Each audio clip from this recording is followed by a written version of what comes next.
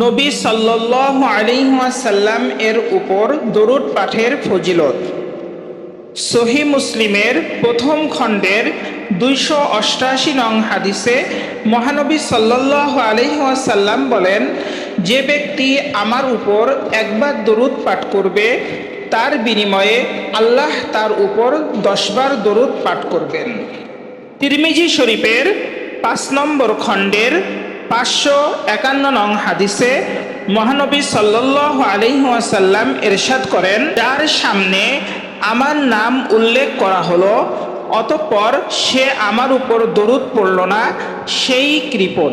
সুনানে নাসাইর 3 খণ্ডের 43 নং হাদিসে মহানবী সাল্লাল্লাহু আলাইহি ওয়াসাল্লাম ইরশাদ করেন, পৃথিবীতে আল্লাহর একদল ভ্রাম্যমান ফেরেশতা রয়েছে, তারা উম্মতের পক্ষ থেকে প্রেরিত সালাম আমার কাছে পৌঁছে দেয়। আবু দাউদের 204 নং হাদিসে মহানবী সাল্লাল্লাহু আলাইহি ওয়াসাল্লাম আরও বলেন, যখন কোনো ব্যক্তি আমাকে সালাম দেয় তখন আল্লাহ আমার রূহ ফিরিয়ে দেন যাতে আমি সালামের জবাব দিতে পারি। সম্মানিত দর্শকবৃন্দ, তাই আসুন আমরা বেশি বেশি করে দরুদ পাঠ করি রাসূলুল্লাহ সাল্লাল্লাহু আলাইহি ওয়াসাল্লামের উপর।